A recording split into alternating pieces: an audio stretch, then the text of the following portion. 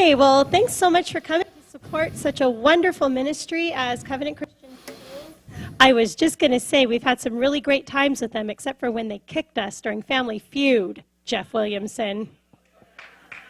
But it was a very, very deserved win, and we really deserved to lose because we didn't do that good. But anyway, I just wanted to give a warm, warm welcome to our Covenant Christian School presenters tonight. We have Jeff Williamson, who is the wonderful, amazing principal there, who has done so much to bring this school just to a really great spot right now. And we also have Stacy Germain, who is the preschool director, who just has so many kids coming in, she doesn't know what to do with herself. So thank God for that. So without further ado, Jeff, why don't you come on up?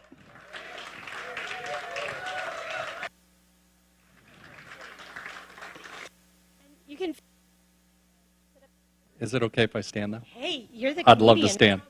I am not the comedian. My kids will tell you. That's right. You're the surfer and the runner, though. But not the comedian. Not the comedian. No. Okay. All right. We won't give you that. So, thank you. It's really good to be here with you again tonight. Wayne, love your prayer and touching on the idea of fear, right? And how unfortunately we all from time to time live in fear. And it reminds me of one of my favorite history stories of all time. And I bring that up because one of the things I was going to talk about was the field trips our kids go on and how different that is from most schools. But it's this.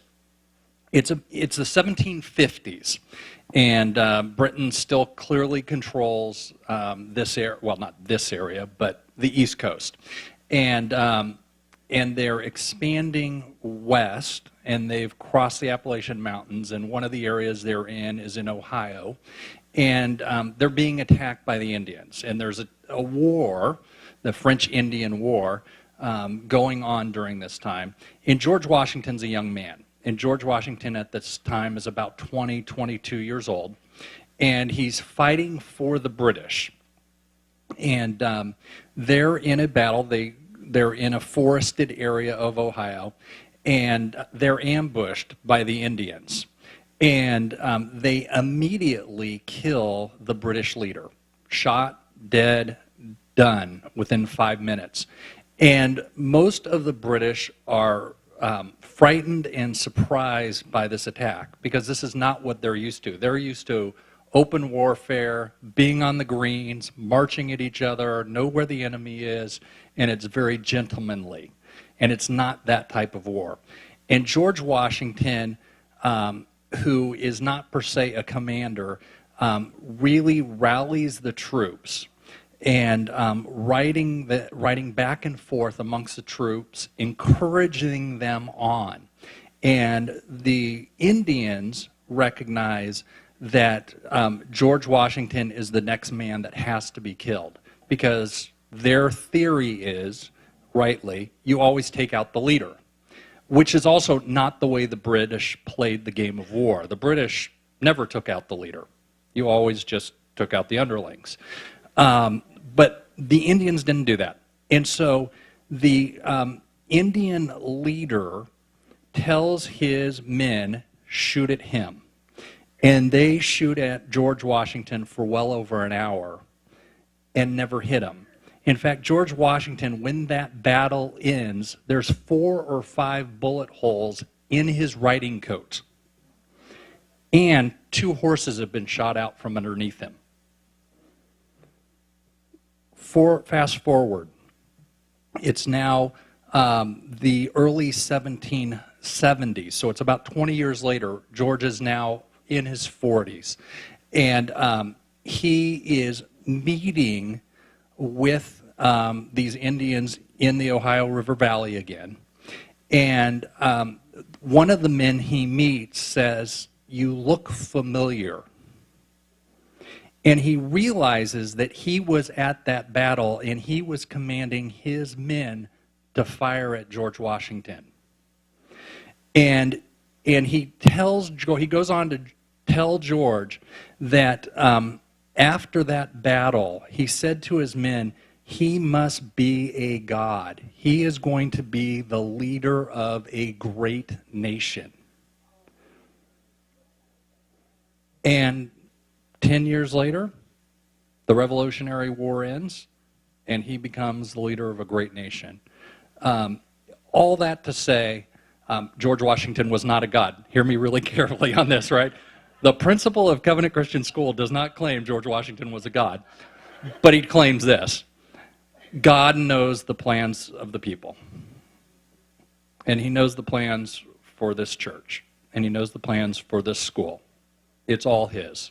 Everything is his. He is in control. And he uses people in the ways he chooses to use people. And we either choose to submit to him and follow him, or we choose to fight against him. And I've been in the role of trying to fight against him. I can tell you it doesn't work very well. And it's much more exciting, I think, to try and follow after him and allow him to be used, or allow us to be used by him. And so, all that to say, we really don't have to live in fear. We serve a great God. We truly have nothing to fear. And one of the favorite scriptures I taught my boys when they were very little is, "Greater is he who is in you than he who is in the world." Because why live in fear, right? So all that to say, one of the things that we do at Covenant that's different than a lot of other schools is we take really neat field trips. And right now, our 7th and 8th graders and our 8th grade history teacher, Scott Mattis, is in Washington, D.C. They just got into D.C. 3 hours ago. They were in Southern Virginia. They went to Jamestown, which is the oldest permanent English settlement in North America, founded 1607. And then they were at Yorktown, which was the last major battle of the Revolutionary War in 1781, where people say Cornwallis surrendered to George Washington. Cornwallis was so embarrassed, he was drunk in his tent, and his underling actually surrendered to George Washington. And then they were in Jamestown, that was Yorktown. I said that wrong, didn't I? Did I say it right? Okay, that was Yorktown. And then Williamsburg, which was the first real capital of Virginia. So they were there. Then they went up to Monticello and saw Thomas Jefferson's home. And then they arrived in D.C. tonight, and now they've seen Jefferson Memorial and Washington Monument. In case you go home to a family member and a family member asks you what you learned today, I'll give you something you learned today for sure, no matter what. Even if you didn't learn that Washington story, I'll give you something really simple. The Washington Monument, 555 feet, 5 1/8 inches tall. Go ahead and say it. 555 feet, 5 1/8 inches tall. You learned something tonight. And then on the top of the Washington Monument, when it was completed in the late 1800s after the Civil War, it was topped by the most expensive rare metal of its day. And it was topped in aluminum. Aluminum. That's what it was topped with. It was built by Tiffany's. And in Latin, there's two words. I want to say it's Los Deo, but I don't speak Latin, but it means to the glory of God. And it faces east, and the first thing that the sun hits in Washington, D.C. is the top of the memorial.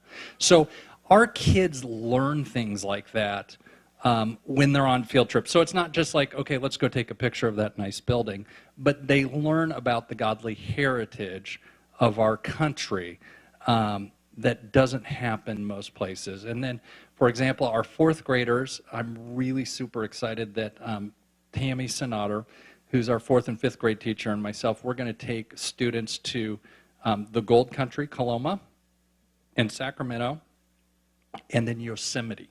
On our way home, we're going to stop at Yosemite Valley, and I don't think any of the 4th graders have been any of those places, so that'll be first time for them. I'll be driving the van down the 5 freeway or up the 5 freeway. Do me a favor, if you think of it next Wednesday night, we'll be doing that drive. Pray for me. Pray for me, because I'll be driving a van of 4th graders, and that I continue to remain sane and safe so that these children come home to their parents is always, a prayer the parents appreciate. So that is field trips. on kind of a fun note, we had a great sports season this year. By the way, we are finishing our 29th school year. I don't know if you know that. We're finishing our 29th school year. If I have it right, Kitty Patar, this is your 28th year on the school board of the 29 years. Absolutely. And the one year I believe you didn't serve, you were a teacher full-time, which would be a conflict of interest. Your daughter's teacher, Mrs. Germain's teacher. And if you don't know this also, Kitty volunteers this year every Tuesday for about 7 hours, and she comes and teaches hands-on science to our kids, which is another unique part of our school. Schools have changed so much, and most public schools are so worried about test scores that almost the only thing they do is reading, writing, and math, which are all really important things. But there's so much more to learning in school than just reading, writing, and math, and that's one way that I think we are more unique or different or excellent, is doing things like hands-on science and taking time for that. But anyway, this is, we're finishing our 29th year. Next year will be our 30th year. We're finishing our 10th year as a preschool. Stacy opened the preschool 10 years ago. She'll tell you really briefly just kind of the story there and kind of how that happened. There's another God story of God intervening. You can tell the story about wanting to be a police officer, investigator person. And so there's that part. But anyway, one of the things we do is we do also play sports. We have sports teams, which is really unique. And in our 29th year, we won our first boys basketball championship, which was super exciting. We had lost to Independence Christian, which is another great Christian school in the area. We had lost to them 2 games this season. We were 0-2 against them. And yet we came out in the first quarter, and at the end of the first quarter, we were up 20-2. And I thought, we've got this in the bag. This will be great. I'll kick back. I'll enjoy the game. At the end of, so we were up 18. At halftime, we were up 15, which is, hey, no problem. We're all good. We won 54-52. I'm too young for a heart attack, but I almost had a heart attack. I'm not really too young for a heart attack. But so it was really fun. We won our first boys basketball championship this year, which is great. Our girls were undefeated in volleyball regular season. They lost in the finals in a great match. But we're seeing really fun things with that happening. Regarding enrichment, so enrichment is when kids leave their regular classroom and they go to other areas, so they go see Mrs. Batar for science. This year we were able to actually hire a technology teacher for the first time in a lot of years. Predated me, but so our kids are back getting great teaching and learning with technology. All right, here's one of my highlights. We have 12 students graduating this year, which is, for us, a pretty big class. And of the 12 students, 8 of them applied to Orange Lutheran High School. Now, so obviously many of you are familiar with Orange Lutheran High School. Orange Lutheran High School is one of the best high schools in the county, bar none. They take about 340 to 350 students every year into their freshman class. They had over 500 applicants this year. So that means there were 150 letters that went out that said, thanks for applying, no thanks. We had 8 of our 12 kids apply, which is a really high percentage of our kids. All 8 of our kids were accepted, which that is a praise God. We're not a Lutheran school. We don't have an automatic in there. And so that we can look at our kids. And for me, when parents ask me, how are your academics? That's one of the first things I point to, because that is someone we're not affiliated with. We're believers just like they are, but within a different denomination. They owe us nothing, and yet when they take 100% of our kids, and in the last 5 years, we've only had 2 of our kids who haven't been accepted. So our percentage is something like 95, 98% acceptance rate over the last 5 years. So academically, I can tell you our kids are doing really well, and I'm very thankful for that. Let's see here. I think that I have 3 more quick points. So one of them is Common Core State Standards. So you may have heard a whole lot about it. Maybe you've heard nothing about it. But this idea of Common Core State Standards is that the governors of all 50 states got together and said, we all need to learn exactly the same thing. And the great thing about Covenant is we can look at any educational movement and take the best out of what we want to take and leave the rest behind. And so we don't have to go and buy what someone says is the right textbook that teaches something that we are in total disagreement with. So we've looked at Common Core. I can tell you that there are a couple of things that I like in it. For example, I'll give you one thing. In math, and I used to teach math before I became an administrator, in math there's been this really honestly dumb argument. I can say that because there's no little kids in this word, right? You know, I can say the word dumb.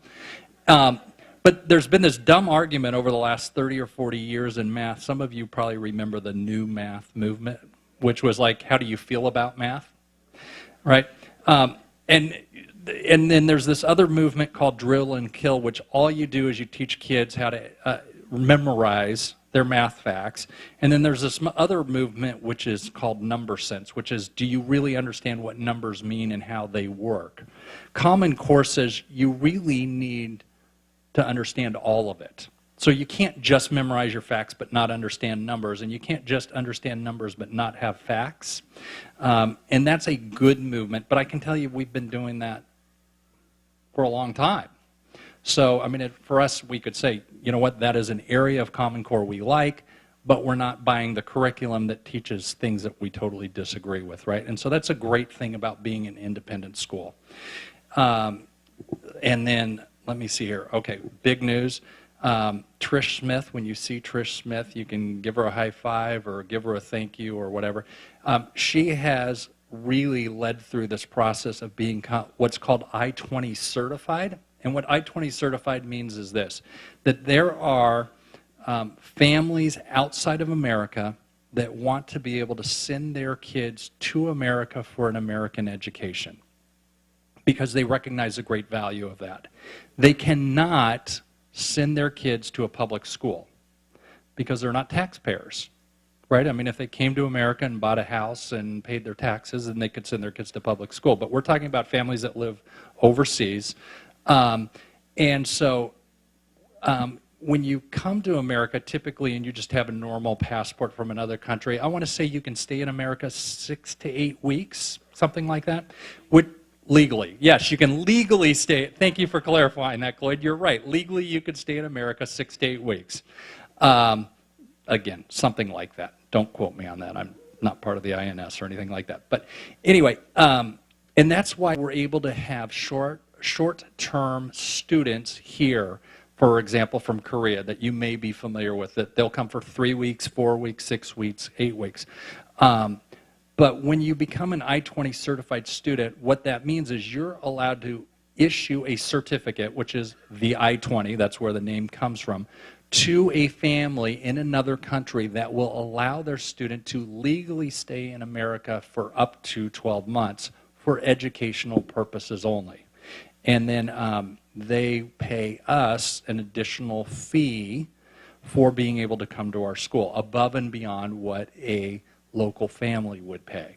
And so we are now eligible to issue those I-20 certificates. In essence, it's a Homeland Security certificate, and then they go to the American consulate, they get their passport checked, they make sure everything's good, they come here, and then they get to study with us. And financially, it's good for us, but I think more importantly, it's great for the kingdom of God, because we get to share openly the gospel of Jesus Christ with these students for as long as they're here, and then they get to take it back to their families. And so we are expecting that next year we'll probably have we know that we won't have more than 10 of those students, but probably somewhere between 6 and 8, 6 and 10 of those international students here all year, with not more than 2 students per grade. because we don't want it to become just a foreign school. We want them to be, in essence, our guests, which is why we're limiting the number of students in each classroom. So that's exciting. And then the last exciting piece of news that I'm really happy about is our re-enrollment numbers for next year are significantly in front of last year. So it's really exciting. So our kindergarten through 8th grade numbers for re-enrollment at this time last year were 20% higher for K-8. And for preschool, I want to say we're 50% higher than... I'm sorry? You don't want me to? Okay, so we'll go with we're 50, but I know we're a lot higher on preschool re-enrollment too, and so I think that's a really good just brief overview summary. I'll have Stacy come up for 2 minutes, 3 minutes, touch on just a couple of highlights. I'd love for you though to just briefly tell the story of how the preschool came to exist, because we are celebrating the 10th year this year, and kind of what it came from is amazing. So if you'll share God's story. I just have to say that I'm really blessed to be working here. I get emotional. He's an amazing man. So in 1986, my youngest was born, and my daughter came to school here in 2nd grade. And way back then, the cutoff for elementary school was, I think, December 1st, and she was born October 24th. And so I was a young mom, and I, signed her up for school, and it was difficult because every time I would go to those parent-teacher conferences, they would tell me, she's a great kid, she comes to school every day, she's enthusiastic, but she's really struggling. And so by the end of the year, they'd say, oh, she made it, it's fine, let's just move her on. And I want to reiterate that she was in the public school system. And I said, oh, phew. So anyways, when Candace was in 2nd grade, she was at Fletcher Elementary, and I was a daycare provider. I ran a large family daycare out of my home for, at that time, it wasn't as many years, but the total time was 15 years. So I had found out from a friend of mine who actually had their granddaughter in my preschool about Covenant, and she told me what an amazing school this was, and I should really check it out. So I came to Covenant, and I loved it. I checked out a few other Christian schools around. I think I went to Trinity for sure. That one stuck out in my mind because I wasn't very happy with their program. And when I came here and met the administrator here of this school, I was really pleased, and I was really grateful to say that Candace got into this program, or the school. It was full. I was on a waiting list. And thankfully, through prayer, I got into the school.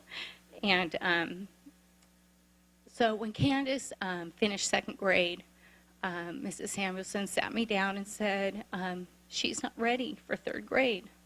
And I said, well, what do I do? And she says, you just tell her that she wasn't old. You started her in school before she was 5, and that you made the mistake, and that she wasn't old enough, and that it was your fault. And I said, okay, I can do that, because it was true. And even though it was hard for me to do, it was the best thing I ever did. And so with that being said, I sat Candace down, and she came back, and it was difficult because she had gone to school with these children for several months. Okay, she came in the middle of the year, but she had gone to school with these children for several months, and all of her friends went on to 3rd grade. But she stayed in 2nd. And as the year went on, I said, well, how's it going? And she said, Mom, at first I was really scared and nervous, but it was so nice because, when the teacher asked me a question, I could raise my hand and I knew the answer. So as a teacher and as an administrator, I was really proud of the person that had the courage to tell me that I needed to hold my daughter back. And I'm kind of going off the beaten path, but I just want you to know about that is what really, really, really sold me on Covenant Christian School. So years went on. I had 2 more children. I think you know Taylor Germain. He's in the Air Force Academy, and he came to school here through 3rd grade. And I had Chad. And at one of my daughter's college seminars, I heard somebody speaking about forensics. And I had been providing child care out of my home for a few years. And I said, oh my gosh, that's what I want to do. It was law, it was medicine, and it was law, medicine, and well, forensics is law, medicine, and kind of it's psychology. And when I was growing up, I wasn't sure. I really wanted to be a lawyer. I love psychology, and I wanted to really be either a doctor or a nurse. And most of all, I really wanted to be a mom. So anyways, I decided when Chad or TJ was born that I would go to school at night, and then Chad was born, and by the time Chad was in kindergarten, I would get my degree in forensics and work for the police department and blah, blah, blah.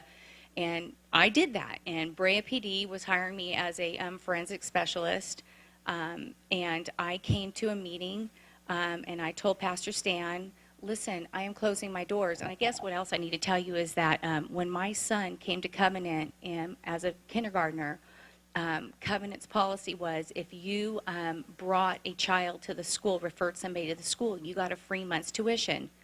Well, I brought 9 kids to the school in his kindergarten year, and I was blessed with a free year of tuition. I did not expect that, and that was just a total blessing. But anyway, so I came to Pastor Stan, and I said, Stan, you know, I've been doing this out of my home. I've been funneling kids into your school. St. John's has a preschool. St. Paul's has a preschool. I really think you guys need to open a preschool. And he said, would you do it? And I'm like, are you kidding me? I've been going to school for 7 years at night. I've given up so much of my personal time. But you know what? Let me pray about it. Let me talk to my husband. And so needless to say, my husband said, I think that'd be an amazing job for you. And I agree.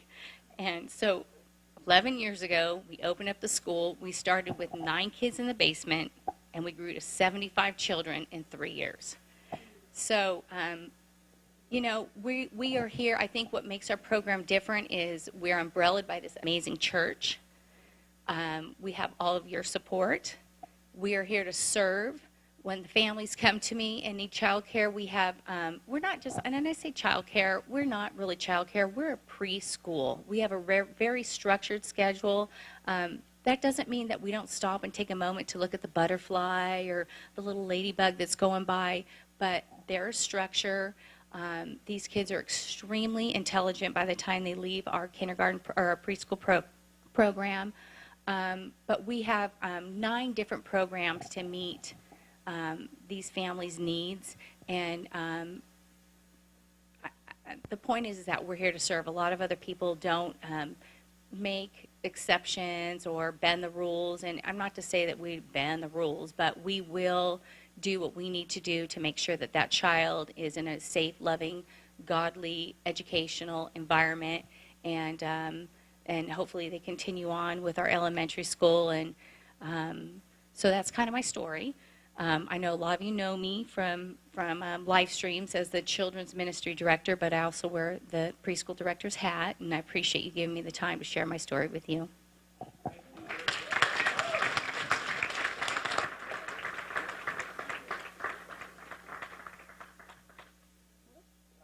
And I decided after 9 years I should be termed out, and it was right to do that. But we're so grateful to both of you for all that you do to serve us and to inspire us to give to the school. Thank you very much, both of you.